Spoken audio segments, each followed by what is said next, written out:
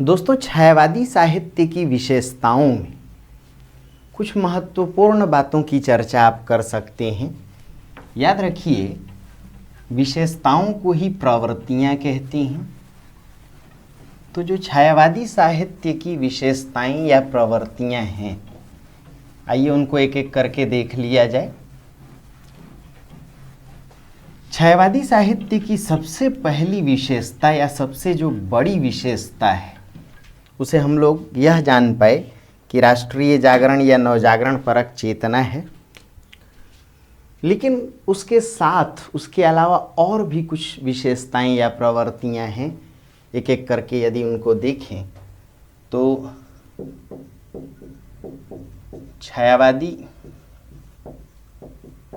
विशेषताओं या प्रवृत्तियों में सबसे पहली प्रवृत्ति व्यक्तिवाद या वैयक्तिकता या मैं शैली, इसे ही दोस्तों अभिव्यक्ति की उत्तम पुरुष शैली या अभिव्यक्ति की मैं शैली या आत्माभिव्यक्ति के नाम से भी जाना गया। इसे ही आप आत्माभिव्यक्ति कह सकते हैं। इसे ही अभिव्यक्ति की उत्तम पुरुष शैली, यानी कुल मिलाकर के व्यक्तिवाद छायावादी साहित्य की सबसे प्रबल या महत्वपूर्ण विशेषताओं में एक है। इसके अलावा दोस्तों, छायावादी साहित्य में नारी स्वच्छंदता या नारी चेतना,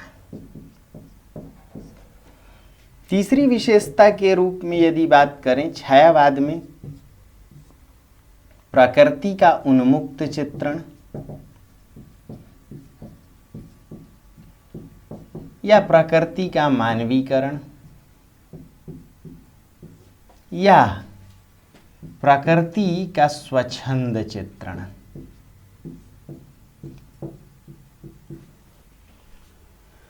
अन्य विशेषताओं की बात करें तो छायावाद में रहस्यात्मकता, नेक्स्ट छायावाद में कल्पनाशीलता,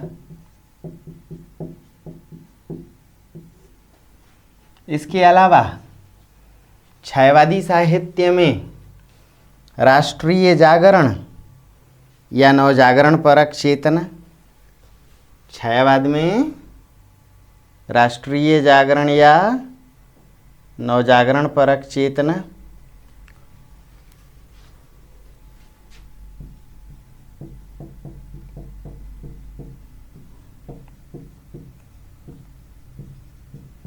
इसे ही आप राष्ट्रीय जागरण कहें, सांस्कृतिक सामाजिक राष्ट्रीय जागरण कहें, सांस्कृतिक पुनरुत्थानवाद कहें, जो इच्छाएं कहें, इतने नाम हैं। वो गाना सुना है ना आपने, जो तुमको हो पसंद वही बात कहेंगे, तो जो आपको पसंद, इतने सारे नाम हैं। नेक्स्ट विशेषता की यदि बात करें तो छायावाद में पीड़ा या वेदना की अभिव्यक्ति, जो जाहिर सी बात है कि अभिव्यक्ति की मैं शैली का ही एक रूप है। दोस्तों, इसके अलावा यदि बात करें तो तत्समनिष्ठ भाषा, अन्य विशेषताओं की बात करें तो मुक्त छंद शैली, कुछ और विशेषताओं में देखें तो छायावाद में लाक्षणिकता का प्रयोग, कुछ अन्य विशेषताओं की बात करें तो छायावाद में बिंबों और प्रतीकों का सघन प्रयोग, और एक आखिरी विशेषता यदि ले लें तो अलंकारों में मानवीकरण और विशेषण विपर्यय जैसे अलंकारों के प्रयोग।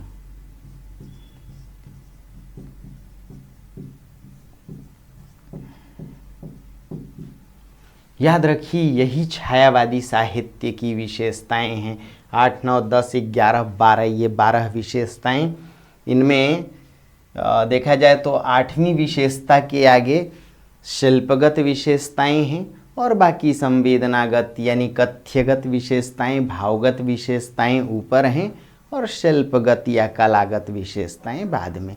किसी भी साहित्य की 2 प्रकार की विशेषताएं होती हैं, शिल्पगत और भावगत। भाव पक्ष, कला पक्ष। भाव को ही कथ्य कहते हैं, उसे ही अनुभूति पक्ष कहते हैं या संवेदना पक्ष। दोस्तों याद रखिए जब 60 नंबर के प्रश्न आते थे तब तो सबको लिखना पड़ता था, पर आज की समस्या यह है कि अब प्रश्नों के आकार प्रकार छोटे हो गए हैं। 30 नंबर के भी प्रश्न हैं, 10 नंबर के भी हैं, 15 नंबर के भी, 20 नंबर के भी। ऐसे में क्या करेंगे? कई बार सभी विशेषताओं पर न पूछ करके सिर्फ छायावादी नवजागरण, या हो सकता है छायावाद में वैयक्तिकता, या छायावाद में नारी और प्रकृति का स्वरूप, एकाध विशेषताओं पर भी अब प्रश्न आ रहा है। या तो उसे बड़े प्रश्न के रूप में आप देखें पूछा जा रहा है, या फिर टिप्पणी के रूप में भी। इसलिए इनको ऐसा तैयार कीजिए कि इनसे बड़े प्रश्न भी लिख लें, टिप्पणी भी लिख लें, और अगर मान लीजिए पूरी विशेषताएं ही पूछी जाएं तो उनको छोटा करके लिख लें।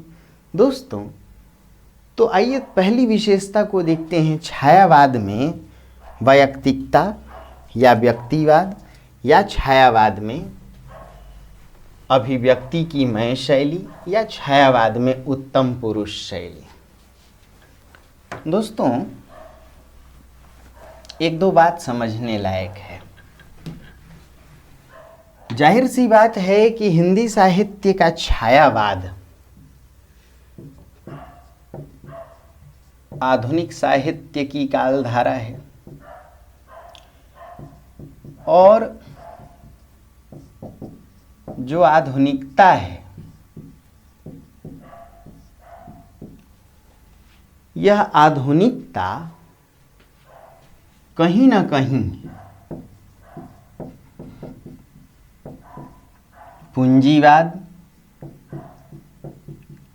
औद्योगिक क्रांति,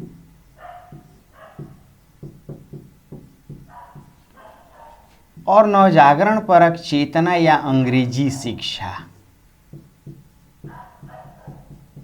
के प्रभाव से आई।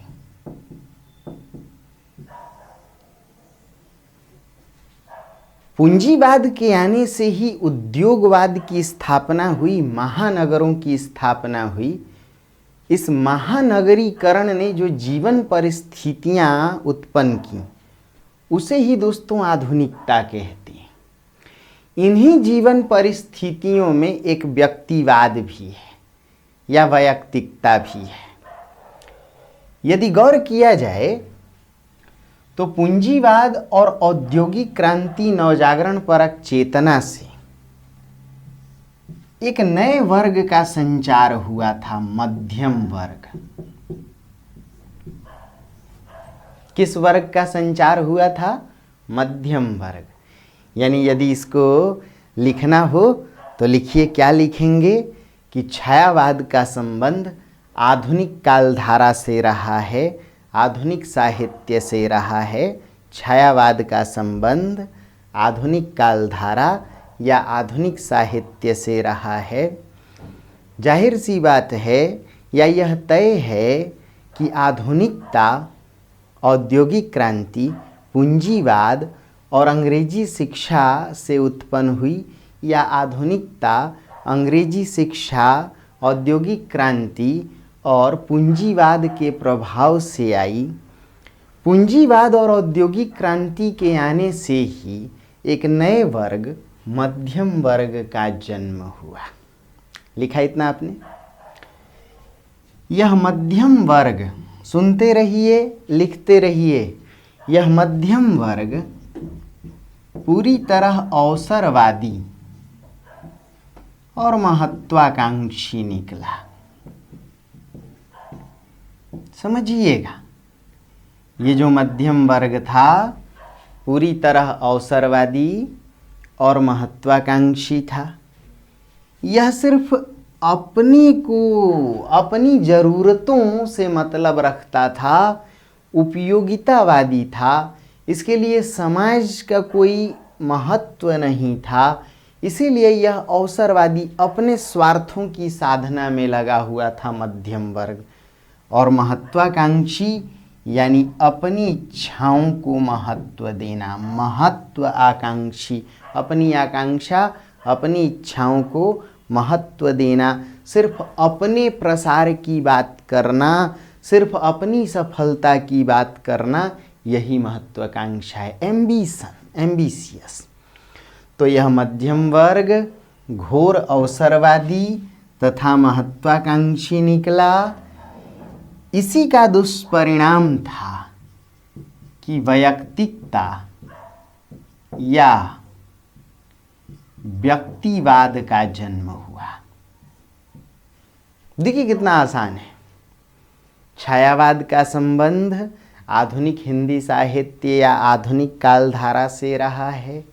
आधुनिकता का जन्म औद्योगिक क्रांति, पूंजीवाद, अंग्रेजी शिक्षा आदि के प्रभाव से हुआ। इन्हीं प्रभावों से यानी पूंजीवाद, अंग्रेजी शिक्षा और औद्योगिक क्रांति का प्रभाव लेकर ही एक नया वर्ग मध्यम वर्ग जन्मा। यह मध्यम वर्ग घोर अवसरवादी और महत्वाकांक्षी निकला। इसी का दुष्परिणाम था कि व्यक्तिवाद का जन्म हुआ। यानी यह जो व्यक्तिवाद है, इसके लिए समाज उपेक्षित होता चला गया। इसने समाज की उपेक्षा की, अपने लिए अवसरों की तलाश में लगा, अपनी उपयोगिताओं, इच्छाओं को महत्व देता चला गया, अपने प्रसार के लिए महानगरों से जुड़ा। जाहिर सी बात है, इसी महत्वाकांक्षा और अवसरवादिता ने घोर व्यक्तिवाद को भी जन्म दिया। छायावाद में व्यक्तिवाद है। फिर आगे की बात क्या लिखेंगे कि छायावादी साहित्य में व्यक्तिवाद है, परंतु छायावाद का व्यक्तिवाद समाज की उपेक्षा नहीं करता है। यानी सामाजिक राष्ट्रीय दायित्वों से यह व्यक्तिवाद पलायन करने वाला नहीं, बल्कि छायावाद के व्यक्तिवाद पर कहीं न कहीं गांधी के विचारों का प्रभाव है। गांधी भी व्यक्तिवादी थे, किंतु गांधी का व्यक्तिवाद समाज से कटा हुआ नहीं है, राष्ट्र से कटा हुआ नहीं है। छायावाद भी गांधीवाद की साहित्यिक अभिव्यक्ति है। इसलिए छायावाद का व्यक्तिवाद भी सामाजिक राष्ट्रीय प्रयोजनों से जुड़ा हुआ है। जिस प्रकार गांधी व्यक्तिगत सत्याग्रह की बात करते थे, व्यक्तिगत शहादत की बात करते थे, जिस प्रकार गांधी यह मानते थे कि अपने को सुधार लो, व्यक्ति यदि सुधर जाए तो समाज और राष्ट्र स्वयं सुधर संवर जाएगा, उसी प्रकार छायावादी कवियों ने, निराला ने, प्रसाद ने, पंत ने, महादेवी वर्मा ने इस व्यक्तिवाद का प्रयोग सामाजिक राष्ट्रीय संदर्भों में किया। क्यों?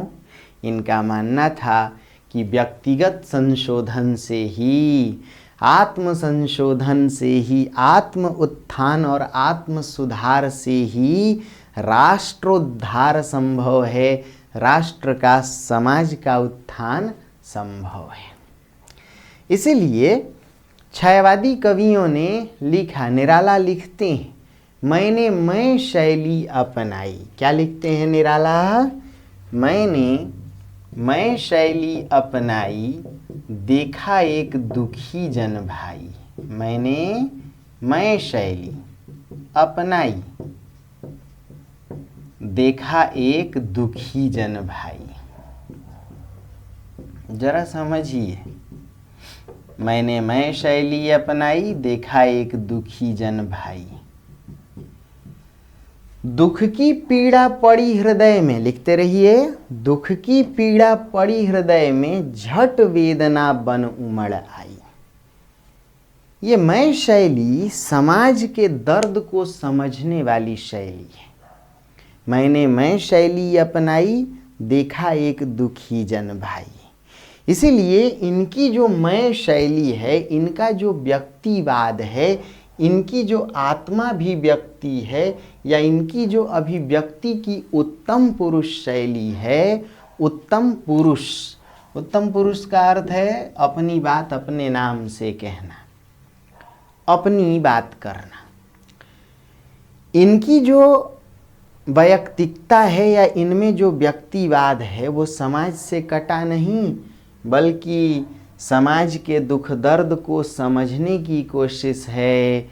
इसीलिए कहते हैं मैंने मैं शैली अपनाई, देखा एक दुखी जन भाई। दुख की पीड़ा पड़ी हृदय में, झट वेदना बन उमड़ आई। व्यक्ति यदि अपनी पीड़ा की बात करे तो वो वेदना है। इसीलिए आप देखेंगे कि महादेवी वर्मा, निराला, ये सभी अपनी वेदना की भी बात कर रहे थे। लेकिन जो दुख में, जो दर्द में होगा, वही समाज की पीड़ा को भी समझेगा।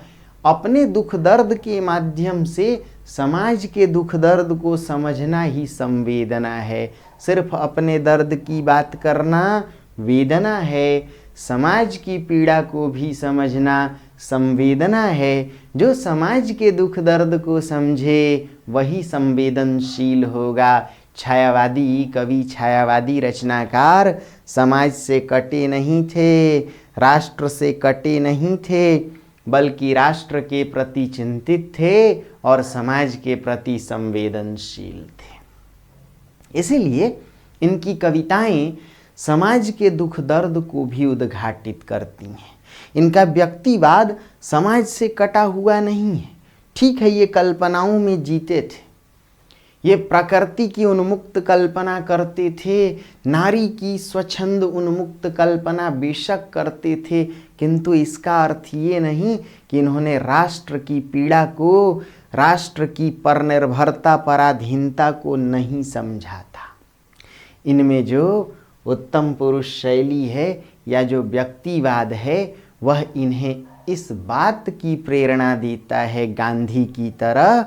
जैसे गांधी स्वयं गुड़ खाते थे। छोटा बच्चा एक जाता है अपनी माँ के साथ, और तब तक गांधी उसे सलाह या सुझाव नहीं देते हैं जब तक स्वयं गुड़ खाना नहीं छोड़ देते। पर उपदेश कुशल बहु तेरे में विश्वास करने वाले ये रचनाकार नहीं थे। इनका मानना था कि समाज को तभी उपदेश दीजिए जब स्वयं को सुधार लिया जाए। इसीलिए इनमें व्यक्तिवाद एक साहस बन के आता है। इनमें व्यक्तिवाद अपना सब कुछ कहने की एक कहिए उसे प्रेरणा बन कर के आती है। इन रचनाकारों ने अपने अच्छे बुरे, उचित अनुचित सब कुछ को कहा। दुख दर्द पीड़ा, अच्छाई बुराई, हार जीत, सब कुछ को समाज के सामने रखा। यदि गांधीवाद की अभिव्यक्ति है छायावाद, तो गांधी जी ने भी सत्य के साथ साक्षात्कार या अपनी आत्मकथा में आप देखेंगे एक्सपेरिमेंट विद ट्रूथ में अपनी हर अच्छाई बुराई को लिखा था।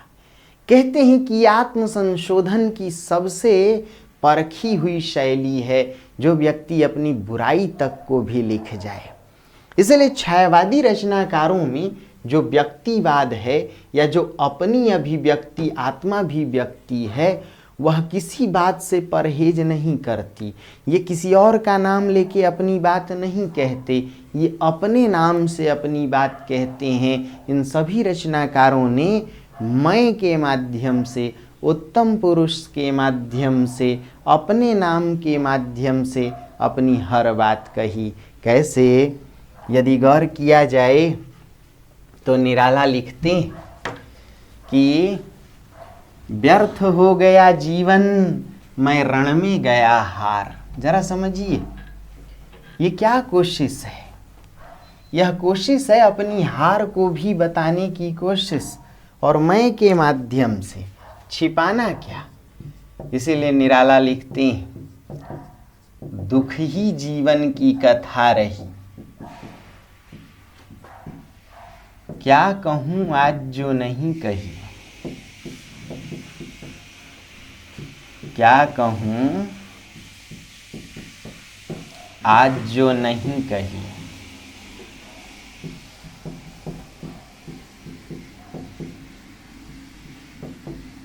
समझिए, यदि एक लाइन दो लाइन ना दें तो ज़्यादा बेहतर है, क्योंकि मुक्त छंद शैली है। इसलिए फिर निराला लिखते हैं, अपनी पुत्री की मौत पर सरोज स्मृति में अपनी निरर्थकता को भी व्यक्त करते हैं, अपनी पराजय को भी व्यक्त करते हैं। धन्य पिता मैं निरर्थक था, धन्य पिता मैं निरर्थक था, कुछ भी तेरे हित ना कर सका, कुछ भी तेरे हित ना कर सका। जाना तो अर्थागमो पाए, पर रहा सदा संकुचित काए। लिखते हैं, लखकर अनर्थ आर्थिक पथ पर हारता रहा मैं स्वार्थ समर, धन्य पिता मैं निरर्थक था। लिखते हैं, व्यर्थ हो गया जीवन, मैं रण में गया हार। और ऐसे ही यदि देखें तो महादेवी वर्मा भी अपनी पीड़ा लिख देती हैं, मैं नीर भरी दुख की बदली, मैं नीर भरी दुख की बदली।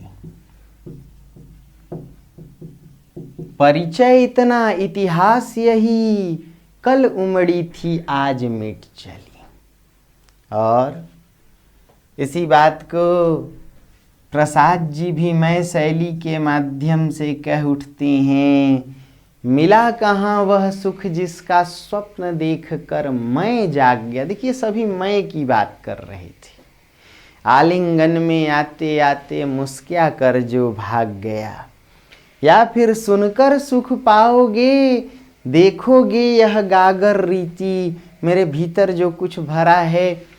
आलोचकों ने लिखा कि छायावादी रचनाकारों में, यानी निराला, प्रसाद, पंत, महादेवी वर्मा में, प्रसाद जी एक ऐसे रचनाकार थे जो इंट्रोवर्ट थे, अंतर्मुखी थे, अपनी बात जल्दी किसी को नहीं बताते थे। लेकिन प्रेमचंद जी के आग्रह पर उन्होंने भी आत्मकथ्य लिख डाली और कह दिया, सुनकर सुख पाओगे, जानोगे यह गागर रीति, कि मेरे जीवन रूपी गगरी में क्या भरा हुआ है, यदि आप उसको देखेंगे तो समझेंगे। छायावादी रचनाकारों की यह जो मैं शैली है, यह एक साहस देती है कि अपने सुख दुख, अच्छे बुरे, सबको समाज के सामने उद्घाटित कर सकें। अपने यहाँ आम बोलचाल में या सामाजिक लोक व्यवहार में भी यह बात प्रचलित है कि देवता वही हो सकता है जो अपने अपराध को भी, अपनी गलती को भी समाज के सामने उद्घाटित कर सके। महात्मा गांधी इसलिए महात्मा बन पाए क्योंकि उन्होंने कमियों को भी नहीं छिपाया। छायावादी रचनाकारों ने अपनी कमियों को भी उद्घाटित किया, और यह एक ऐसी भी ताकत देने वाली शैली है, अपनी कमी को जो उद्घाटित कर दे, याद रखिए वह समाज से कट ही नहीं सकता।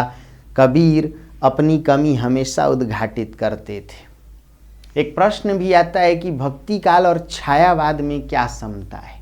तो भक्ति काल में भी मैं शैली है। भक्ति काल में भी आप देखेंगे कि कबीर कहते हैं, कबीर कुत्ता राम का मुतिया मेरा नाम, मैं शैली।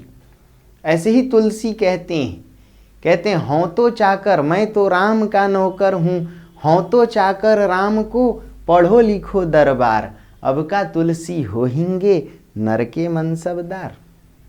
और फिर यदि देखें तो सूरदास जी भी यही कहते हैं, हों तो सब पति तन को टीको। और कहीं ना कहीं यदि बात करें मीराबाई की तो भी कहती हैं, एरी मैं तो प्रेम दीवानी, मारा दर्द न जान्या कोई। मारवाड़ी है, ब्रजभाषा और मारवाड़ी का मिश्रित प्रयोग करती थी। यानी मैं शैली समाज के लिए हमेशा घातक नहीं होती। छायावाद में जो व्यक्तिवाद है वह साम्राज्यवादियों या पश्चिमी देशों का व्यक्तिवाद नहीं है। पश्चिमी देशों में व्यक्तिवाद समाज को पूरी तरह से ठोकर मारने की शैली से जुड़ा होता है। पश्चिमी व्यक्तिवाद समाज को लात मारने वाला व्यक्तिवाद है। पश्चिमी जगत का व्यक्तिवाद यह मानता है कि भाड़ में जाए दुनिया, मैं बजाऊं हारमोनिया।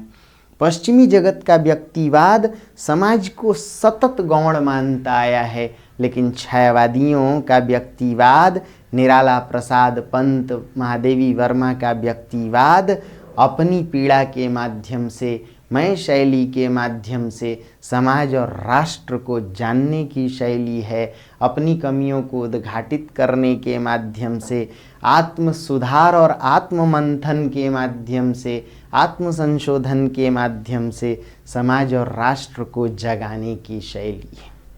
जिस प्रकार गांधी मैं शैली अपनाते थे, जिस प्रकार गांधी व्यक्तिवादी थे, छायावादी भी व्यक्तिवादी थे। लिख लेंगे? अरे हाँ या ना? तो दोस्तों, ये पहली विशेषता है छायावादी कविता की। आइए दूसरी विशेषता की बात करें कि छायावाद में किस प्रकार प्रकृति का उन्मुक्त चित्रण किया गया या किस प्रकार प्रकृति का मानवीकरण किया गया। हम लोग देख रहे हैं छायावादी साहित्य की विशेषताएं। क्या देख रहे हैं दोस्तों?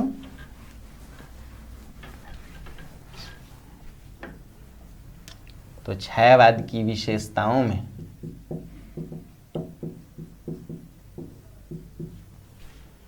दूसरी विशेषता की बात करें, प्रकृति का मानवीकरण या प्रकृति का उन्मुक्त स्वच्छंद चित्रण,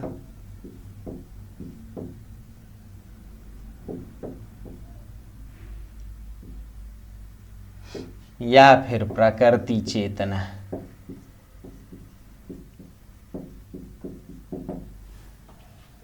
दोस्तों, छायावादियों ने क्यों प्रकृति का मानवीकरण किया? यह याद रखिए कि मानवीकरण निर्जीव प्रकृति का सजीव चित्रण है। उसे मानव रूप में देखना, उसे चैतन्य या चेतना में देखना। मानव प्रकृति सांस ले रही हो, मानव प्रकृति हंसती हो, रोती हो, गाती हो, प्रकृति के दुख दर्द को भी समझ लेना, यही है मानवीकरण। छायावाद में प्रकृति के प्रति मानवीकरण का जो आग्रह बढ़ा, इसका कारण क्या था? दोस्तों, छायावादी कविता का केंद्रीय जो मूल्य है या उसकी जो मूल संवेदना है, वह राष्ट्रीय जागरण या नव जागरण है। राष्ट्र को पराधीनता से मुक्ति दिलाने के लिए जनता को जगाने की आवश्यकता थी और जनता को जगाने के साथ साथ उसे शक्ति संपन्न करने की भी आवश्यकता थी।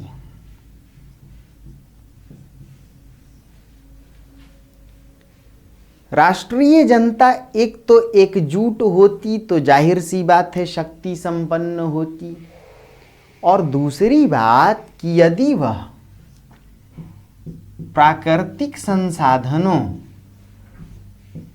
के महत्व को समझती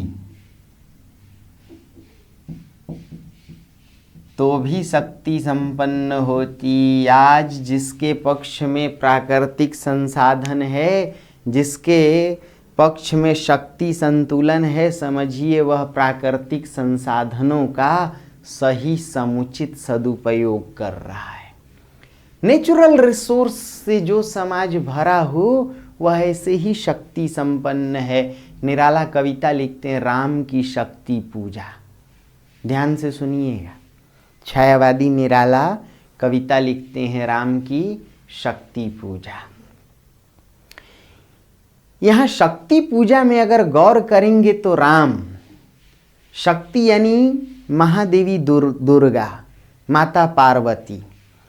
इस शक्ति दुर्गा को, माता पार्वती को राम प्रकृति में ही तलाश लेती हैं।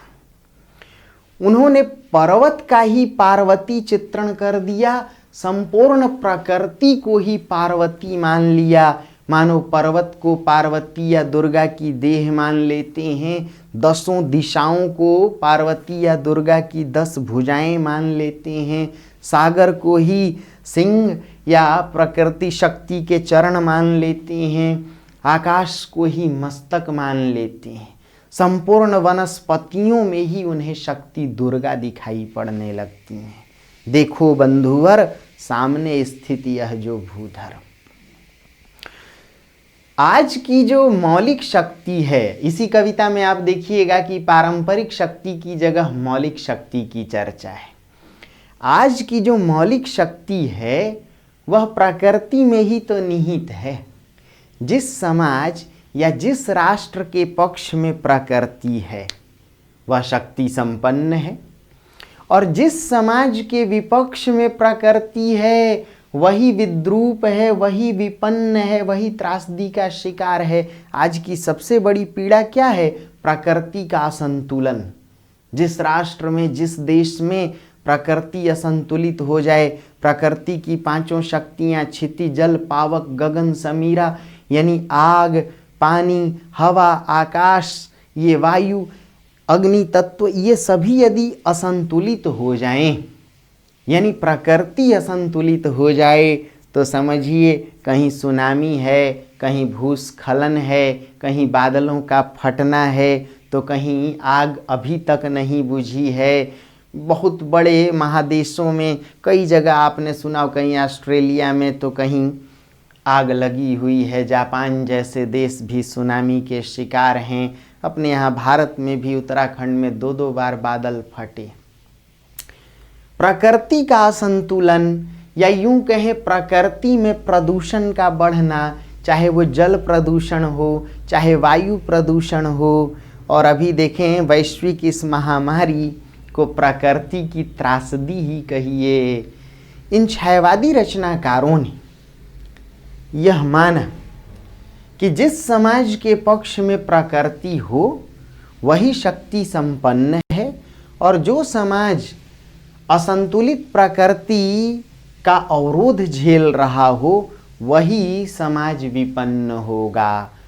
तो लिखेंगे क्या? 2-3 बातों को समझ के फिर लिखिए, बोलता जा रहा हूं। दोस्तों, छायावादी रचनाकारों ने प्रकृति के दोनों रूपों का चित्रण किया। इनके यहाँ प्रकृति सुंदर भी है और इनके यहाँ प्रकृति कहीं ना कहीं डरावनी भी है, वह भयावह भी है। क्यों इन दोनों रूपों का चित्रण छायावादियों ने किया? जयशंकर प्रसाद कामायनी रचना में पहले ही सर्ग चिंता सर्ग में दर्शाते हैं कि यदि प्रकृति असंतुलित हो जाए, मनुष्य प्रकृति के साथ छेड़छाड़ करे, तो प्रकृति हर हाल में जानलेवा साबित होती है।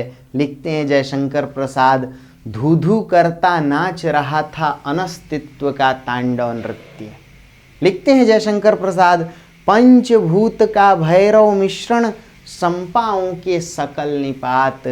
पंचभूत कहते हैं प्रकृति की 5 शक्तियों को, कि प्रकृति की पांचों शक्तियां यदि आपस में मिल जाएं तो मिल करके संपाओं के सकल निपात ये भयावह दशा उत्पन्न करती हैं। इसीलिए कामायनी के चिंता सर्ग में आप देखेंगे देव सृष्टि का विनाश होता है। आप गौर करेंगे कि कामायनी के चिंता सर्ग में देव सृष्टि ने प्रकृति के साथ छेड़छाड़ किया, प्रकृति के साथ भोग विलास वाली अपनी नियत को, अपनी वृत्ति को दर्शाया। इसीलिए प्रकृति असंतुलित होती है, जल प्रलय उत्पन्न होता है और पूरी देव सृष्टि का विनाश हो जाता है। आज भी मनुष्य प्रकृति के साथ कुछ इसी प्रकार लगा हुआ है। वह अपने विज्ञानवादी साम्राज्यवादी षड्यंत्रों के माध्यम से या विज्ञान के चमत्कारों के माध्यम से प्रकृति का तहस नहस कर रहा है, पेड़ पौधे काट रहा है। इसीलिए कहीं भूतापन की समस्या है, ग्लोबल वार्मिंग, तो कहीं ओजोन लेयर में छेद, तो कहीं प्रकृति में प्रदूषण है, वायु जल प्रदूषण। मतलब प्रकृति डरावनी भी है और प्रकृति सुंदर भी है। जयशंकर प्रसाद इसी कामायनी में लिखते हैं, यह प्रकृति परम रमणीय अखिल ऐश्वर्य भरी शोधक विहीन। तो इसका मतलब है यह प्रकृति परम रमणीय अखिल ऐश्वर्य भरी शोधक विहीन।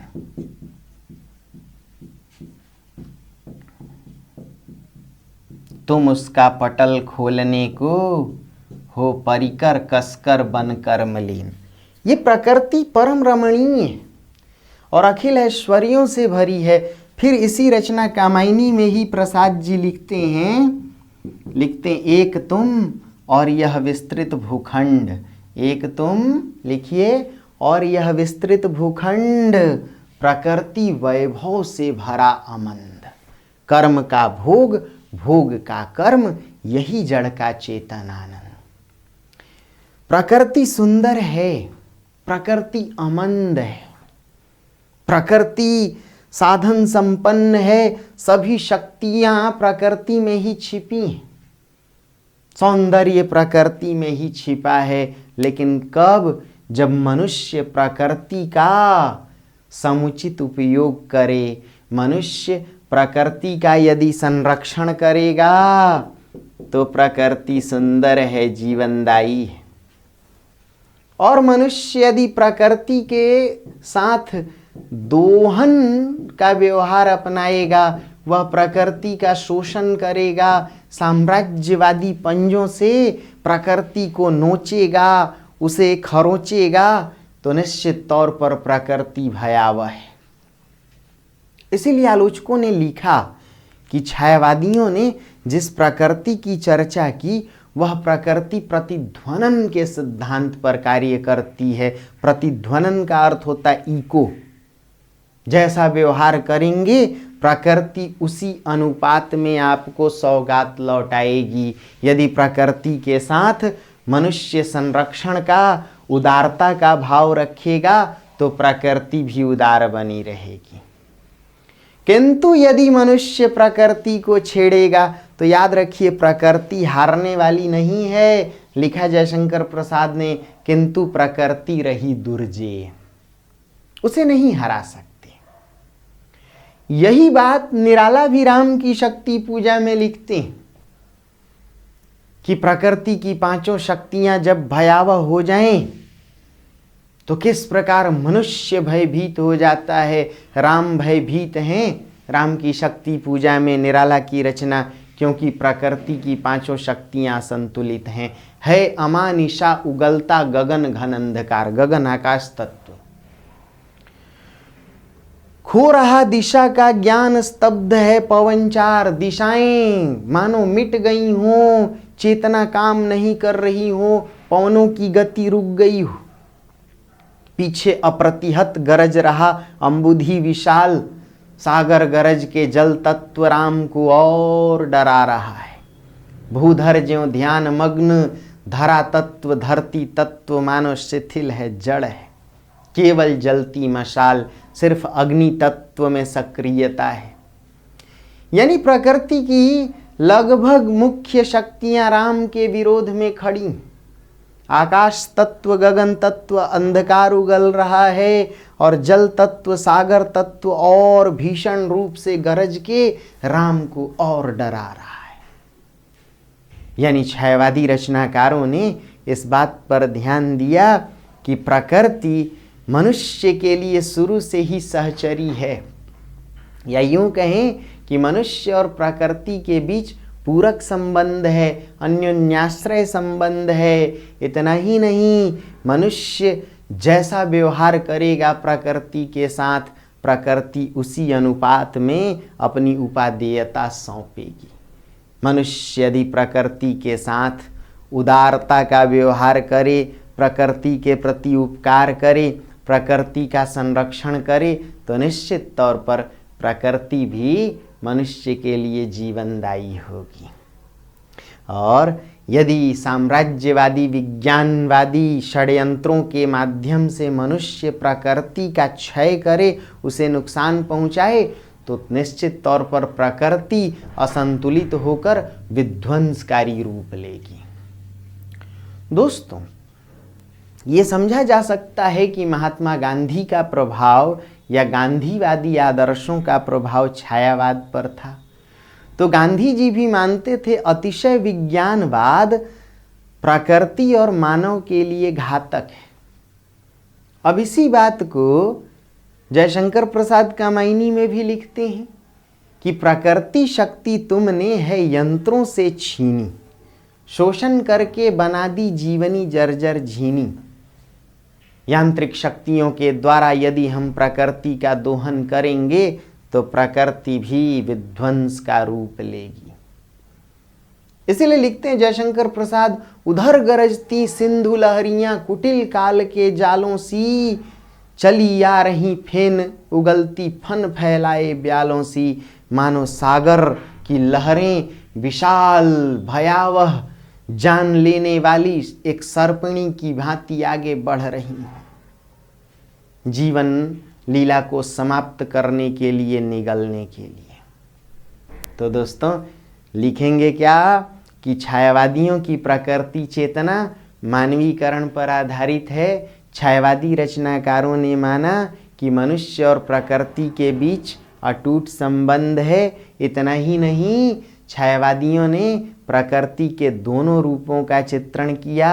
प्रकृति सुंदर भी है, प्रकृति डरावनी भी है, प्रकृति रमणीय भी है, अखिल ऐश्वर्य से भी भरी हुई है, प्रकृति वैभव से भरी है।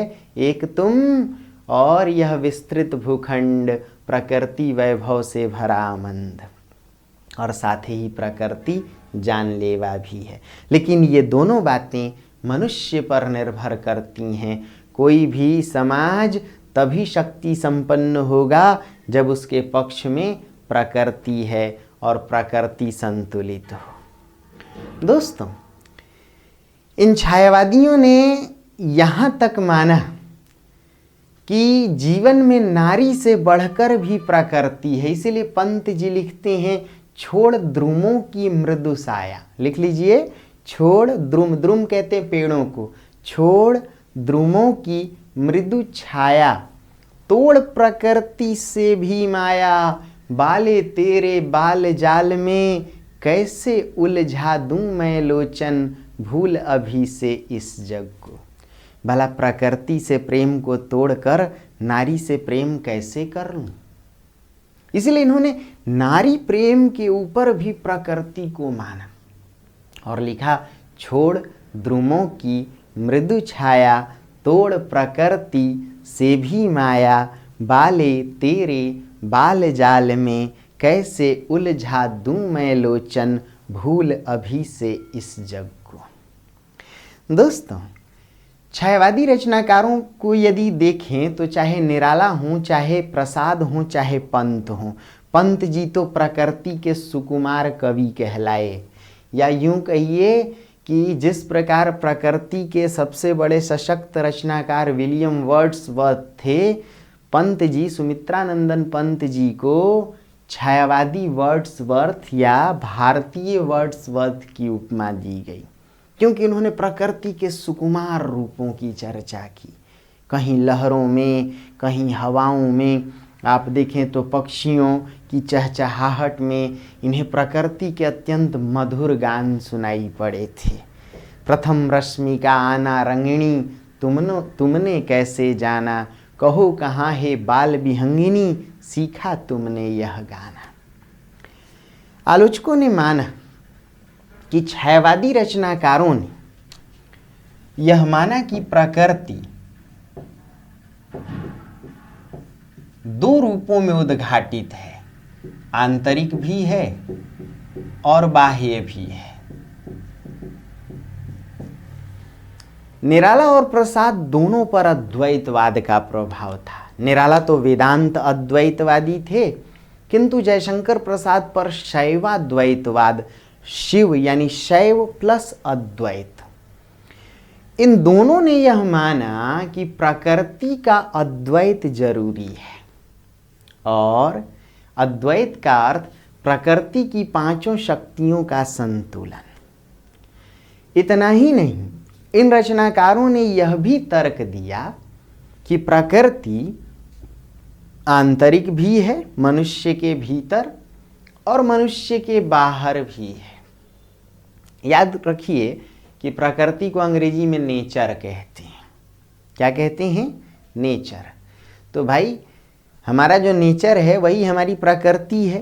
तो एक मनुष्य का जो स्वभाव है वही प्रकृति है, और दूसरा ये जो परिजोड़ आवरण, पर्यावरण, परि मतलब चारों ओर, ये जो हमारा पर्यावरण है वो भी प्रकृति है। यानी जो बाह्य पर्यावरण है, वातावरण है, वो प्रकृति का बाह्य रूप है, और जो मनुष्य का स्वभाव है वो प्रकृति का आंतरिक रूप है। मनुष्य यदि आंतरिक प्रकृति से उदार हो जाए तो बाह्य प्रकृति, वातावरण खुद ही उदार हो जाएगा। मतलब मनुष्य को अपनी आंतरिक प्रकृति के माध्यम से ही बाह्य प्रकृति बचाने की आवश्यकता है। मनुष्य की इच्छा शक्ति के ऊपर निर्भर है कि उसके बाह्य प्रकृति का स्वरूप क्या होगा, वातावरण कैसा होगा। मनुष्य पर निर्भर है कि वातावरण स्वच्छ होगा, भारत स्वच्छ होगा कि नहीं। इसीलिए आज आप देखेंगे कि गुट निरपेक्ष आंदोलन का विरोध या गुट निरपेक्षता आंदोलन को चलाया गया, विरोध नहीं, यानी गुटबंदी को ख़त्म करने की कोशिश की गई। NTP का विरोध किया गया, CTBT का विरोध किया गया, परमाणु अप्रसार संधि आई, या कंप्रिहेंसिव टेस्ट बैन ट्रीटी आपने सुना होगा, या न्यूक्लियर टेस्ट बैन ट्रीटी। ये जो परमाणु युद्ध हैं या इस प्रकार के जो साम्राज्यवादी षड्यंत्र हैं, इनको मनुष्य तभी खत्म कर सकता है जब वह भीतर से उदार बने। रामधारी सिंह दिनकर ने भी कहा था कि विज्ञान यदि है तलवार, सावधान मनुष्य, विज्ञान यदि है तलवार, तो फेंक दे इसे मोह तज, संस्कृति के उस पार। यदि विज्ञान भयावह तलवार है, जानलेवा है, तो ऐसी तलवार को क्यों रखना। विज्ञान के माध्यम से यदि हम प्रकृति का दोहन कर रहे हैं तो फिर वह विज्ञान हमारे लिए बाधक है। विज्ञान फिर चमत्कार नहीं, अभिशाप साबित होने वाला है। इसीलिए इन छायावादियों की सोच है कि प्रकृति को साम्राज्यवादी खतरों से बचाया जाए। जिस प्रकार गांधी साम्राज्यवादी पूंजीवादी षड्यंत्रों के विरोध में थे, ये छायावादी भी विरोध में थे। इसीलिए जितनी भी रचनाएं लिखी गईं आप देखेंगे कि उसमें प्रकृति का ही चित्रण है। चाहे निराला की कविता बादल राग हो, चाहे राम की शक्ति पूजा हो, चाहे जूही की कली हो, चाहे सरोज स्मृति हो, चाहे जयशंकर प्रसाद की रचनाएं हों, चाहे वह कामायनी हो या अन्य रचनाएं हो, चाहे वह आंसू हो, चाहे वह झरना हो, आप जहाँ कहीं देखें, या कुकुरमुत्ता हो निराला की, इन सभी रचनाओं में प्रकृति चेतना प्रखर है, या यूँ कहें प्रकृति चेतना ही महत्वपूर्ण है। क्योंकि इनका मानना था कि प्रकृति यदि चैतन्य होगी, प्रकृति यदि सुंदर होगी, प्रकृति यदि संतुलित होगी, तो मनुष्य का संतुलित सर्वांगीण विकास अपने आप होगा। यानी इन्होंने विज्ञान के संतुलित प्रयोग को बल दिया और प्रकृति के मानवतावादी रूप को अधिक महत्व दिया। देखा जाए तो आज का सतत विकास छायावादियों की रचनाओं के केंद्र में है। सस्टेनेबल डेवलपमेंट, विज्ञान का मानवतावादी उपयोग। ये छायावादी रचनाकार बौद्धिकता के विरोधी नहीं थे, लेकिन उस विज्ञानवादी बौद्धिकता के साथ आध्यात्मिक भावुकता को भी देखते थे जोड़कर। इसीलिए छायावादियों में भावना और बौद्धिकता, आध्यात्मिकता और वैज्ञानिकता दोनों का सामंजस्य मिलता है और इसी के माध्यम से हम प्रकृति का समुचित सदुपयोग कर सकते हैं। तो कितनी बात समझ में आई? क्या आप इसे लिख पाएंगे? और क्यों नहीं लिखेंगे? इतनी देर से एक एक छोटी बड़ी बात बोल बोल के लिखा भी रहा हूँ, समझा रहा हूँ। उसको सुनिए, लिखते रहिए, कलम चलाते रहिए दोस्तों। आइए तीसरी विशेषता देखते हैं छायावाद में नारी चेतना। कौन सी विशेषता? छायावाद में नारी चेतना। दोस्तों, छायावाद में नारी चेतना या नारी के प्रति उन्मुक्त सोच या उसे घर की चार दीवारी से बाहर निकालने की सोच अपने आप में एक महत्वपूर्ण विशेषता रही है। यदि बात की जाए कि छायावाद में नारी किस रूप में आई, तो आप देखेंगे कि लगभग छायावाद के सभी रचनाकारों ने नारी मुक्ति की बात की, नारी स्वतंत्रता की बात की। जाहिर सी बात है कि छायावाद की काल सीमा 1920 से 1936 के बीच की रही है। इस समय नारी शिक्षा को महत्व दिया जा रहा था, नारी उत्थान की बात की जा रही थी। कई स्कूल कॉलेज नारी शिक्षा को ध्यान में रख करके खोले जा रहे थे। कई प्रकार के विचारक, राजा राम मोहन राय से लेकर के महात्मा गांधी तक, इन सब की एक ही मान्यता थी कि नारी जब तक स्वतंत्र नहीं होगी, नारी जब तक सशक्त नहीं होगी, तब तक एक स्वतंत्र भारत और स्वतंत्र समाज की कामना नहीं की जा सकती। यानी जिस प्रकार राजनीति में, समाज में नारी के प्रति सोच पैदा हुई या जो सोच अग्रसर थी, वही सोच साहित्य की धारा में भी देखी गई। जैसा समाज होगा वैसा साहित्य होगा। दोस्तों,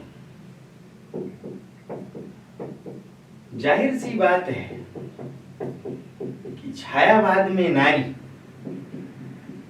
यह छायावादी कविता की एक महत्वपूर्ण विशेषता रही है। इसके विषय में यह कहा जा सकता है, इसके विषय में यह समझा जा सकता है कि प्रसाद जैसे रचनाकारों ने यह लिखा, नारी तुम केवल श्रद्धा हो, नारी तुम केवल श्रद्धा हो। उस दौर में जब भारतीय समाज एक प्रकार से अब भी सामंती सोच से मुक्त नहीं था, नारी को जहां भोग और विलास की वस्तु के रूप में देखा जाता था, अब भी यदि देखा जाए तो आजाद हुआ नहीं था भारत। हाल हाल तक आप देखें तो नारी के प्रति जो रुग्ण सोच है समाज में, वही बलवती रही है। यानी पुरुषवादी मानसिकता हावी रही है, जहां नारी सिर्फ भोग की वस्तु मानी गई हो, और आज भी देखें तो नारी उपभोक्तावादी सोच के अंतर्गत ही आती है। सामंती समाज में यदि नारी भोग की वस्तु थी, तो आज के पूंजीवादी समाज में नारी उपभोक्तावादी वस्तु है, यूज एंड थ्रो। पहले तो कम से कम उसे रखेल मानकर, माफी चाहता हूं इस शब्द के लिए, उपपत्नी, रखेल मानकर नारी को संरक्षण तो दिया जाता था, यानी ये गनीमत तो था कि नारी को संरक्षण प्राप्त था सामंती समाज में। लेकिन आज यूज एंड थ्रो, उपभोक्तावादी सोच है ये, मैक्सिमम प्रॉफिट को ध्यान में दिया जाता है, या उपयोगितावादी सोच है, काम निकल जाए मतलब सध जाए तो उस वस्तु को फेंक देना है। आज की यह उपभोक्तावादी सोच है।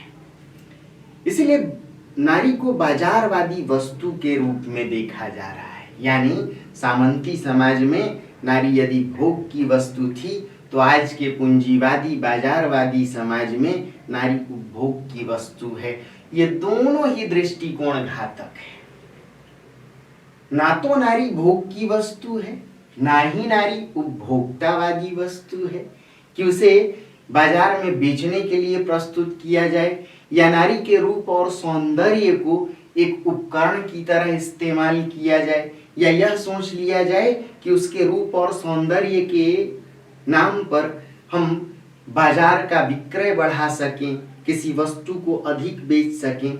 याद रखिए, नारी ना तो घर में सजावट की वस्तु है, ना बाजार में सजावट की वस्तु है।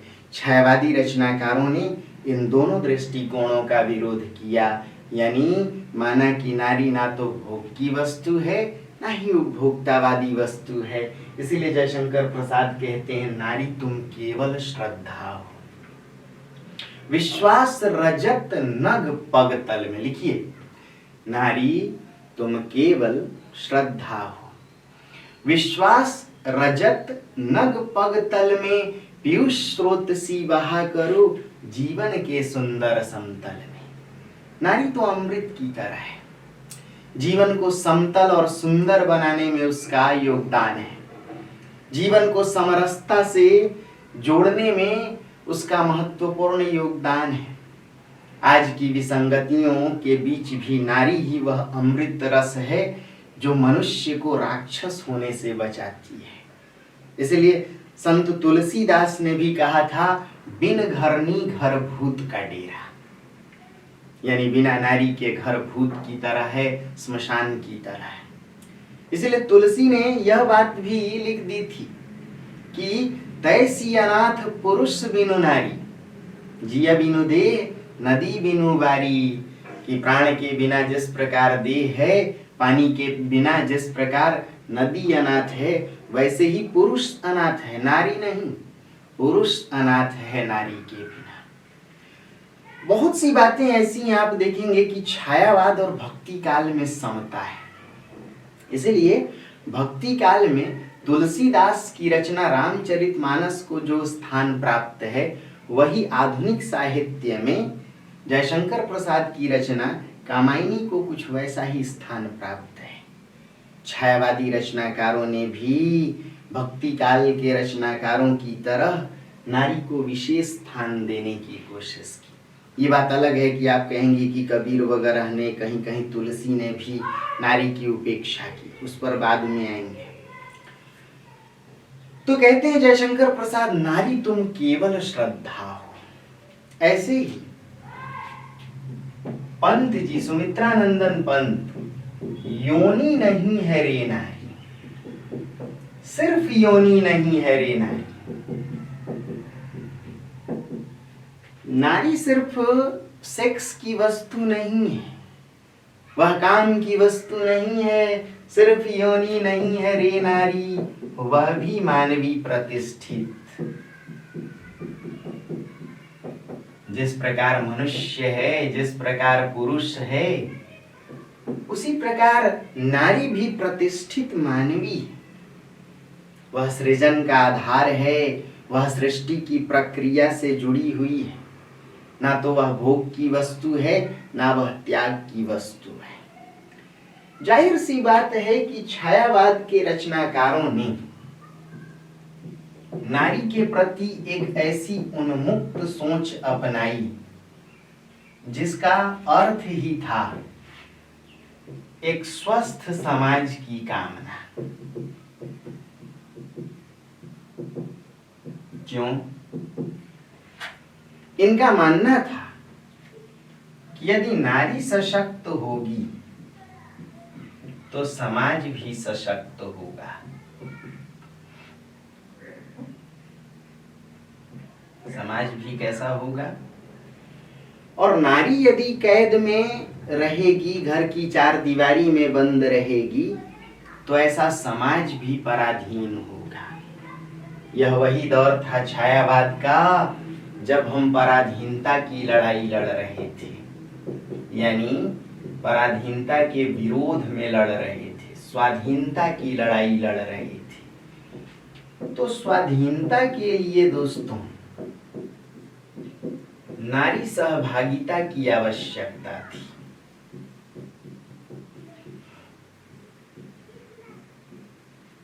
जब तक नारी सहभागी नहीं होती पुरुषों के साथ, तब तक आजादी की लड़ाई बेमानी थी।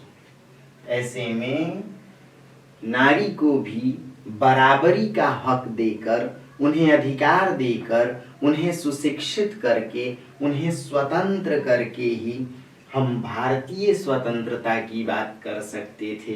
इसीलिए छायावादी रचनाकारों ने नारी को कहीं श्रद्धा का विषय माना तो कहीं प्रतिष्ठित मानवी माना, वह भी मानवी प्रतिष्ठित। इनका एक और उद्देश्य था, जो सबसे बड़ा उद्देश्य अभी हम लोग बात कर रहे थे, कि ये ऐसा दौर था जब जयशंकर प्रसाद और प्रेमचंद जैसे रचनाकार, प्रेमचंद देखा जाए तो एक तरफ उपन्यास से जुड़े हुए थे, कथा साहित्य से, आरंभ में उन पर भी गांधीवादी आदर्शों का प्रभाव था और आगे चलकर प्रगतिशील चेतना से जुड़ गए।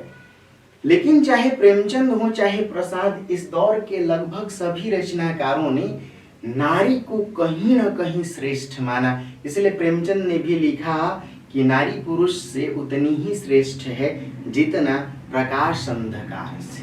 बात को समझिए। जयशंकर प्रसाद भी प्रेमचंद की तरह मानते थे कि नारी सहचरी है।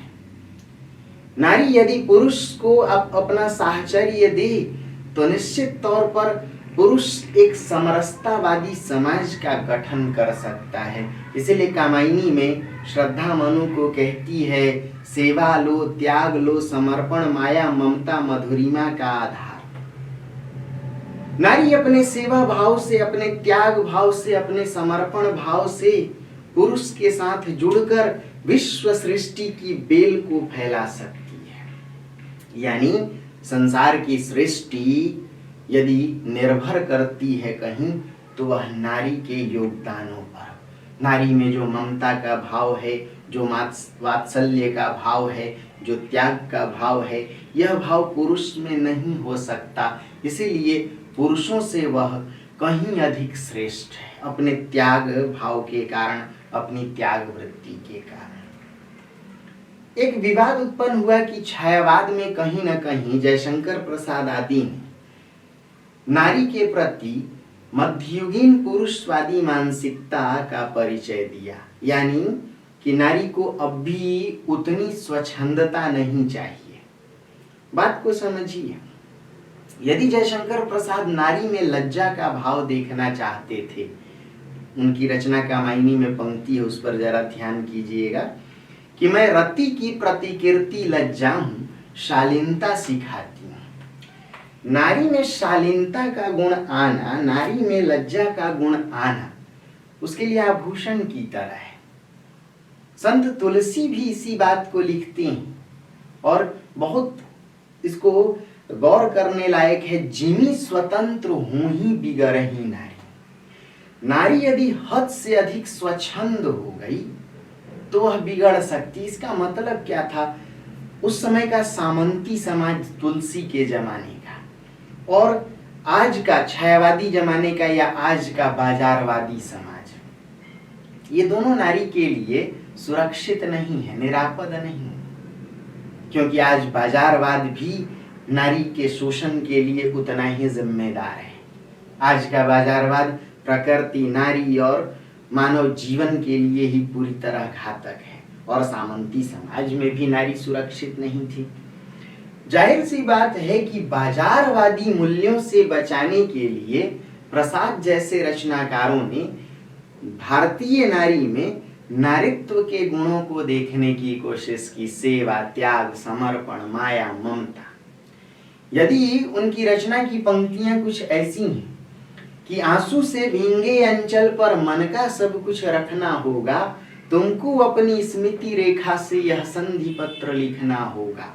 बेशक तुम्हारे आंचल में आंसू के छींटे क्यों न हो, किंतु चेहरे पर मुस्कुराहट हो। और इस संधि पत्र को लिखने का अर्थ कि यह जो जीवन का निर्वाह है, जो वैवाहिक दाम्पत्य जीवन है, इसे हंस हंस करके बिताना ही होगा, बिना किसी तकलीफ, बिना किसी दुख के इजहार किए। दोस्तों, हजार विवादों और आलोचनाओं के बाद एक बात समझने लायक है कि आज जो बाजारवाद है, आज जो उपभोक्तावाद है, वह सिर्फ नारी को ठगने के लिए है। बाजारवादी चकाचौंध में भारतीय नारी फंस गई तो उसे स्वच्छंदता नजर आने लगती है। उसे लगता है कि विवाह, परिवार, ये बाल बच्चे, ये दायित्व सब बंधन है। यदि नारी ने विवाह और परिवार जैसी संस्था को ठुकरा दिया तो फिर समाज और संसार की कल्पना भी नहीं की जा सकती। इसलिए जयशंकर प्रसाद जैसे रचनाकारों ने नारी को भारतीय मूल्यों से जोड़कर देखने की कोशिश की। उसमें सेवा भाव, त्याग भाव, समर्पण और ममता के भावों को देखने की कोशिश की, और लज्जा को उसका सबसे बड़ा आभूषण माना। यह तय है कि आज का जो पश्चिमी बाजारवाद है, वह नारी को गुमराह करने की कोशिश कर रहा है, यह बताकर या यह जताकर कि भारतीय संस्कृति नारी के लिए सुरक्षित नहीं है। वह नारी को बेमतलब स्वच्छंद करने का दुस्साहस कर रहा है पश्चिमी बाजारवाद। वह नारी से कॉन्ट्रैक्ट साइन करा के उसे ना तो विवाह करने देना चाहता है, ना उसे संतति यानी संतान उत्पन्न करने देना चाहता है। ऐसे में नारी एक लंबे अरसे तक घर से बाहर कहीं किसी बीपीओ में, किसी मल्टीनेशनल कंपनी में जुड़कर कार्य तो करती है, लेकिन इन संस्थाओं की उपेक्षा करती है, विवाह, परिवार जैसी संस्थाओं की। इसलिए छायावादियों ने सृष्टि की प्रक्रिया से नारी को जोड़ने की कोशिश की। उसे पुरुष की सहचरी बताया। वह प्रेमिका है, वह खूब पढ़े, वह खूब आगे बढ़े, वह सुशिक्षित हो, वह स्वनिर्भर भी हो। लेकिन क्या सुशिक्षित और स्वनिर्भर होने का यह अर्थ है कि वह स्वच्छंद भी हो जाए? नारी सशक्तिकरण की आवश्यकता है, ना कि नारी विकृतिकरण की। नारी तो सुशिक्षित हो, किंतु मर्यादा के साथ। जो नारी मर्यादा विहीन हो जाती है, वह समाज तो क्या अपनी ही नजर में गिर जाती है। इसलिए छायावादी रचनाकारों ने उसे स्वच्छंद नहीं माना। छायावादी रचनाकारों ने उसे श्रद्धा का विषय माना, उसे मानवीय प्रतिष्ठित माना। निराला अपने प्रेम को इजहार करते या नारी के प्रति भाव का इजहार करते लिखते हैं, दोनों हम भिन्न धर्म, भिन्न वर्ण, भिन्न धर्म भाव, किंतु प्राणों के अपनाव से एक थे। ये छायावादी रचनाकार थे जो नारी को उन्मुक्त बेशक देखना चाहते थे, यानी चार दीवारी से उसे मुक्त कराना चाहते थे, किंतु उसे स्वच्छंद या बेहया नहीं देखना चाहते थे। इसीलिए इनका तर्क था कि हाय मुझको यह मदिरा कभी न हुई गंगा जल की धार, अभी तक तो पावन प्रेम कहलाया नहीं पापाचार। ये पावन प्रेम की बात कर रहे थे। लेकिन यह भी ध्यान देने लायक था कि कहीं ना कहीं इन पर आरोप था कि छायावाद में जो नारी है वह पत्नी के रूप में कम है, प्रेमिका के रूप में अधिक है। कहा जा सकता है कि इन्होंने दो तरह की नारी का सपना देखा। छायावादी रचनाओं में कल्पनाशीलता है। एक नारी तो इन्होंने देखा कि जो श्रद्धा का विषय है। एक प्रकार की नारी को इन्होंने बाजारवाद से मुक्त कराने की भी कोशिश की, लेकिन इनके मन में कहीं न कहीं नारी का एक चित्र काल्पनिक भी है। ये नारी को मानो उन्मुक्त करके अपनी आजादी तलाश रहे थे, क्योंकि उस समय का न तो समाज आजाद था, न राष्ट्र आजाद था। सभी स्तरों पर बंधन थे, सामंती बंधन थे, औपनिवेशिक बंधन थे। ऐसे में इनके लिए नारी एक कल्पना का विषय थी, या यूं कहीं इनका आत्म प्रक्षेप बन करके आई। अपनी कल्पना के माध्यम से गढ़ी हुई नारी बन करके आई, जिसे ये मुक्ति देकर कहीं ना कहीं अपनी आज़ादी की बात कर रहे थे। हालांकि इन सभी बातों से परे एक प्रमाण यह भी है कि निराला की रचनाओं को देखें तो उनकी रचनाओं में सभी स्तरों पर नारी मुक्ति की ही बात दिखाई पड़ती है, और कहीं ना कहीं नारी पीड़ा को उद्घाटित करते हुए पुरुष नारी मुक्ति के लिए छटपटा रहा है। यदि राम की शक्ति पूजा को देखें तो उसमें सीता मुक्ति का भाव है। निराला की रचना तुलसीदास को देखें तो उसमें कहीं ना कहीं पत्नी मुक्ति का भाव है, और निराला की रचना सरोज स्मृति को देखें तो वहां भी पुत्री की मौत पर एक शोकाकुल पिता का भाव है। यानी पुरुष नारी मुक्ति के लिए और नारी की पीड़ा से उसे मुक्ति दिलाने के लिए कहीं ना कहीं पुरुष छटपटा रहा है। तो इसको अब लिखना हो तो क्या लिखेंगे कि छायावाद में नारी चेतना भी उतनी ही सशक्त है। छायावादी रचनाकारों ने नारी को मध्ययुगीन सामंती मानसिकता से काट कर देखा।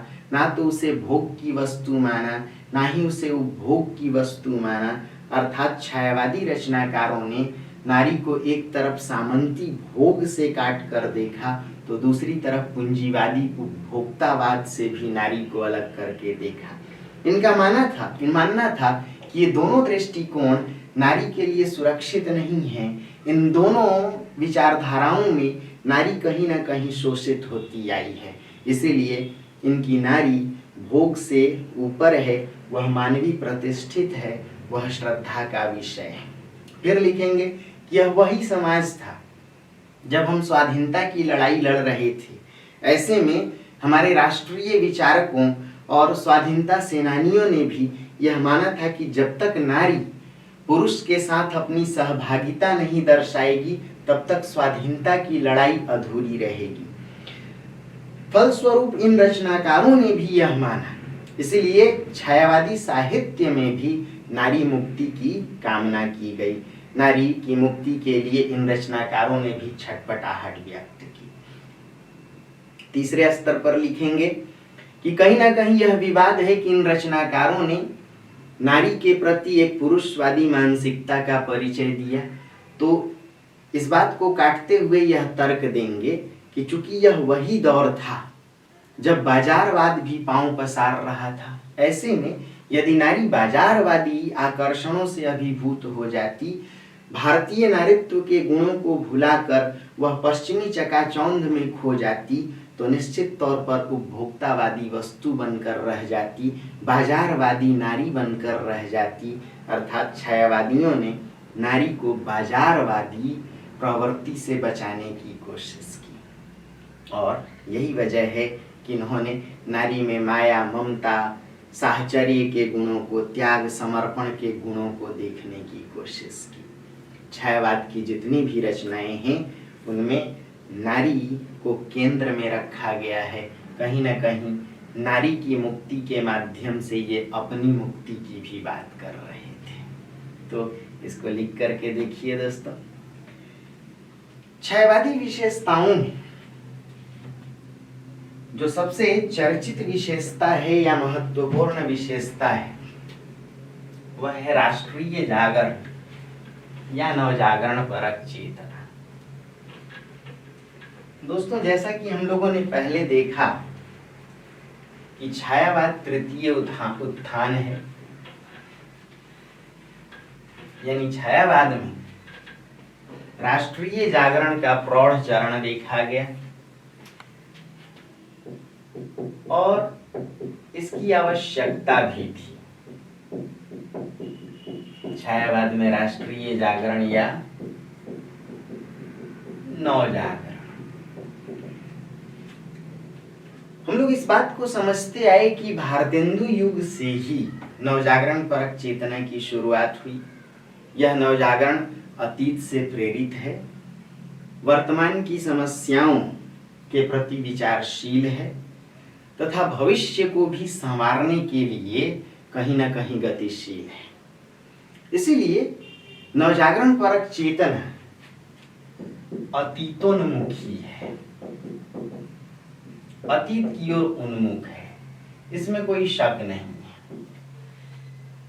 दोस्तों, हमारे अतीत की संस्कृति श्लाघ्य थी, स्वर्णिम थी, इसमें भी कोई दो राय नहीं है। छायावादी रचनाकारों ने अपनी सभी रचनाओं में समाज को या राष्ट्र को जगाने की कोशिश की।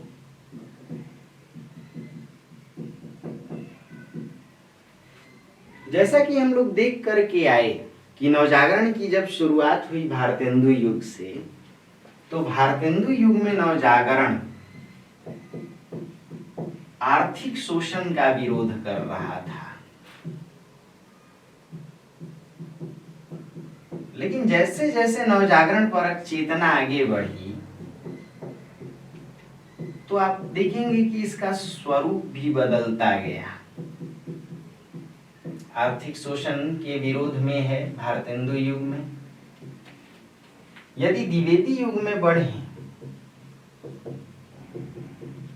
तो द्विवेदी युग में नवजागरण परक चेतना राजनैतिक शोषण के विरोध में, और दोस्तों छायावाद में यह पूरी तरह सांस्कृतिक शोषण के विरोध में।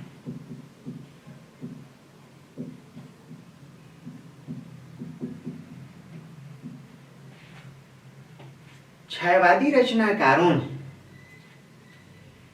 अंग्रेजों के द्वारा की गई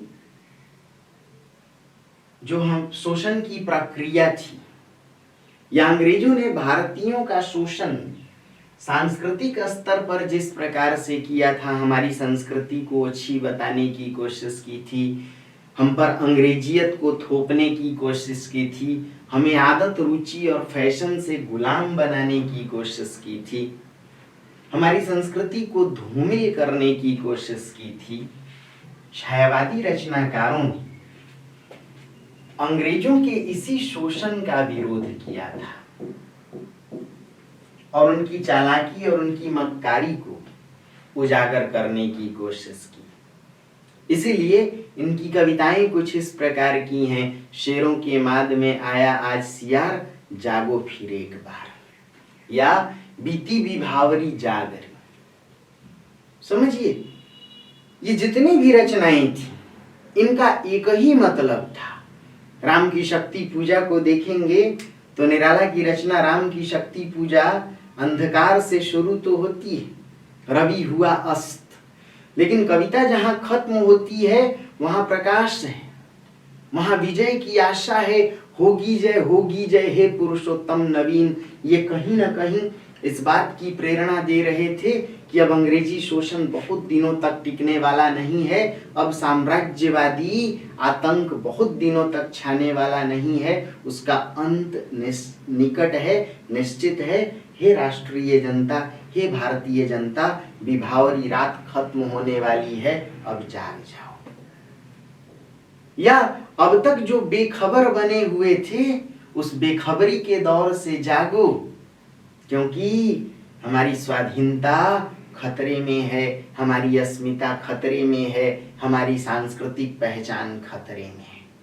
छायावादी रचनाकारों ने भारतीय जनता को उनकी सांस्कृतिक पहचान से ही जोड़ने की कोशिश की। इसीलिए जितनी भी रचनाएं लिखी गईं, चाहे आप देखें जयशंकर प्रसाद की कामायनी को इसमें मनु के माध्यम से प्रसाद जी ने इस भाव को गठित करने की कोशिश की कि हमारे पास पहले से श्रद्धा है। श्रद्धा यानी आध्यात्मिक ऊर्जा। यदि हम उसमें ईड़ा को भी जोड़ लें तो वैज्ञानिक ऊर्जा। हमें जरूरत है कि अपनी आध्यात्मिक ऊर्जा में हम वैज्ञानिक ऊर्जा का सामंजस्य कर सकें। हमें आवश्यकता है इस बात की कि हम अपनी भावुकता में बौद्धिकता को जोड़ें और तभी जाकर के हम अंग्रेजों को हरा पाएंगे। इसीलिए जो छायावादी सांस्कृतिक जागरण है या नवजागरण है, उसका एकमात्र उद्देश्य था भारतीय संस्कृति को सामंजस्य से जोड़ना। हमारे पास भावना थी, हम भारत के लोग भावुक लोग हैं, हमारे पास आध्यात्मिक शक्ति थी, किंतु विदेशियों का हथियार, उनकी वैज्ञानिकता, उनकी बौद्धिकता का भी यदि हम सामंजस्य कर लेते तो निश्चित तौर पर हमें मुक्ति मिलती। निराला की रचना राम की शक्ति पूजा को भी आप देखिए तो राम की शक्ति पूजा में निराला ने जिस राम का चरित्र चित्रण किया है या राम की एक ऐसी छवि गढ़ने की कोशिश की है कि ये राम जितने आध्यात्मिक हैं उतने ही वैज्ञानिक हैं, जितने भावुक हैं उतने ही बौद्धिक हैं। यदि एक तरफ राम है, एक और मन रहा राम का जो नहीं था। इसलिए राम के मन में दोनों भाव हैं, भावुकता भी बौद्धिकता भी, और यही राम उपाय भी ढूंढते हैं। यह उपाय माता कहा करती थी सदा राजीव नयन। जब शक्ति की साधना में लीन होते हैं राम और 108वां कमल दल दुर्गा के द्वारा छल से हर लिया जाता है, यानी अब साधना लगभग पूरी ही होने वाली थी कि 108वां आखिरी पुष्प को, आखिरी कमल दल को माता दुर्गा, माता शक्ति हर के ले जाती हैं। राम बिफर पड़ते, भावना के कारण राम रो पड़ते। धिक जीवन जो पाता आया सदा विरोध, धिक साधन जिसके लिए करता आया सदा ही शोध। लेकिन वही राम भावुकता के साथ जब बौद्धिकता का परिचय देते हैं तो कहते हैं यह है उपाय माता कहा करती थी सदा राजीव नयन। माने तो मुझे कमल नयन बचपन से बुलाया। एक माँ की साधना कर रहा हूं माता दुर्गा की, और एक माता ने मुझे कमल नयन कहा, यानी शेष है अभी दो नील कमल। ये दोनों आंखें ही नील कमल हैं, तो मेरे पास तो अब भी दो नील कमल हैं। ऐसे में राम अपनी दाईं आंख को ही नील कमल बना करके शक्ति के चरणों में अर्पित करने को तत्पर हो जाती हैं। समझिए, भावना में बौद्धिकता का सामंजस्य, आधुनिकता में परंपरा का सामंजस्य, आध्यात्मिकता में वैज्ञानिक ऊर्जा का सामंजस्य। इसलिए राम पारंपरिक शक्ति या पारंपरिक दुर्गा की जगह प्रकृति में ही मौलिक दुर्गा को तलाशने की कोशिश करते हैं। देखो बंधुवर, सामने स्थित यह जो भूधर, पार्वती कल्पना है इसकी। राम को पूरी प्रकृति में ही पार्वती या दुर्गा नजर आने लगती हैं। ऐसा कहा जाए कि प्रकृति में ही शक्ति का निवास है।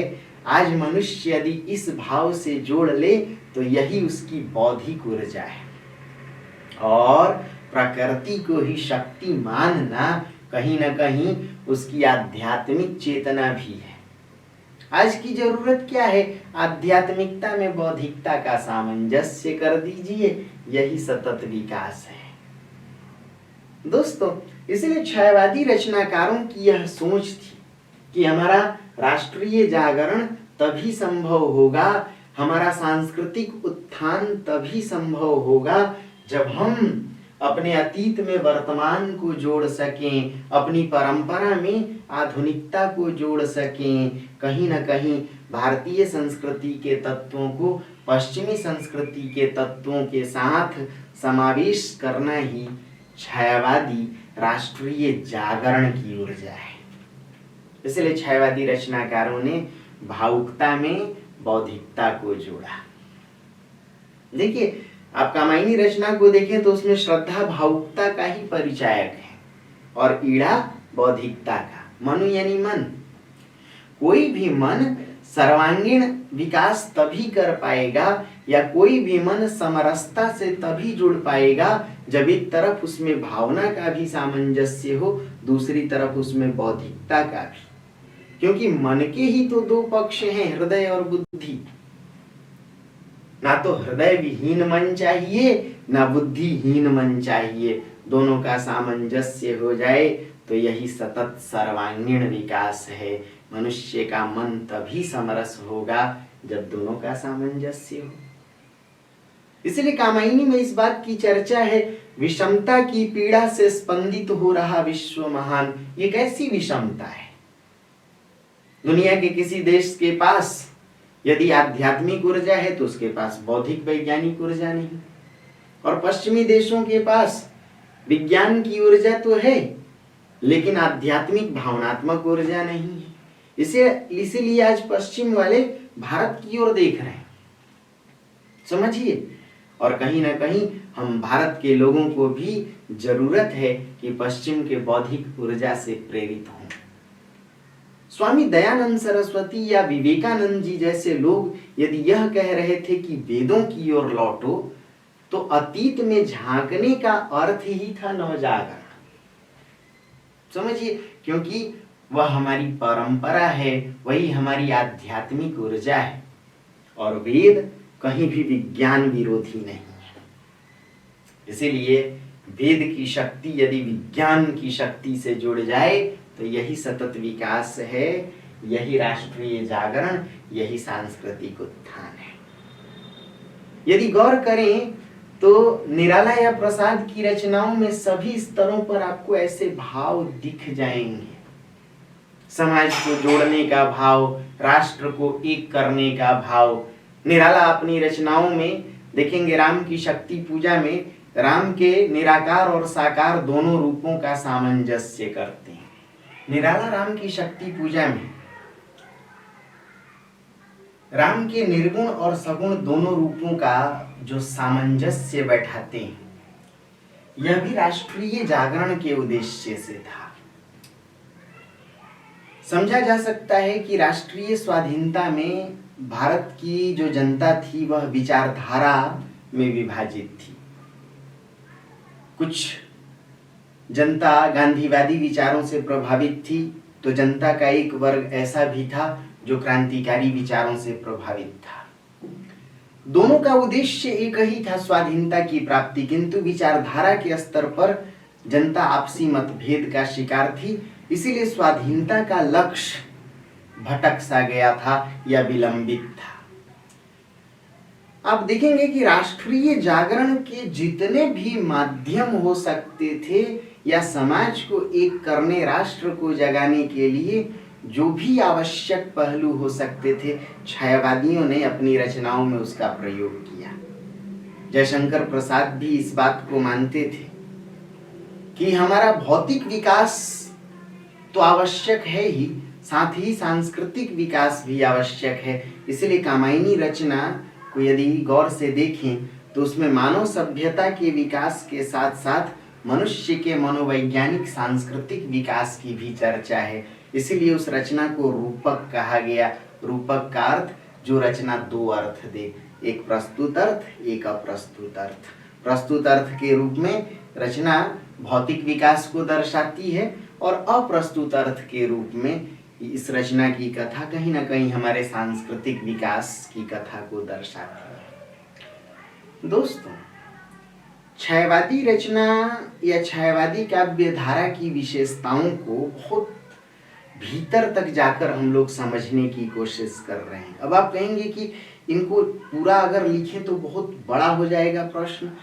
देखिए, आप मुख्य बातों को भी छांट सकते हैं, लेकिन मैं फिर आपसे विनती करता हूं कि इनमें कोई एक मुद्दा भी प्रश्न बन सकता है। जैसे छायावाद में प्रकृति चित्रण, एक पूरा प्रश्न हो सकता है। जैसे छायावाद में नारी चेतना, पूरा प्रश्न हो सकता है। छायावाद और बाजारवाद का विरोध, ये भी प्रश्न हो सकता है। छायावाद में एक तरफ सामंती समाज का विरोध मिलता है तो दूसरी तरफ पूंजीवाद का, ये भी प्रश्न। छायावाद में व्यक्तिवाद, ये सभी प्रश्न। छायावाद और राष्ट्रीय जागरण या नवजागरण, ये एक एक विशेषताएं जो हैं वो पूरे प्रश्न का भी रूप ले सकती हैं। तो आप कोशिश कीजिए कि इनको पूरे डिटेल में समझिए और इनसे मुख्य बातों को अलग कर लीजिए। मुख्य बातों को अलग करेंगे तो देखिएगा कि 5 या 6 पॉइंट्स आप बना पा रहे हैं, उन्हें ही 5-6 लाइन में लिख दीजिए, है ना। तो आइए अब अगली बातों को देखते हैं कि छायावाद में और विशेषताएं क्या थी। जैसे कल्पनाशीलता किस प्रकार की है, रहस्यात्मकता किस प्रकार की है, मुक्त छंद शैली किस प्रकार की है, तत्समनिष्ठ भाषा का क्या मतलब है, बिंब प्रतीक कैसे हैं। छायावाद में यदि देखें तो नए पश्चिमी अलंकार किस प्रकार के हैं।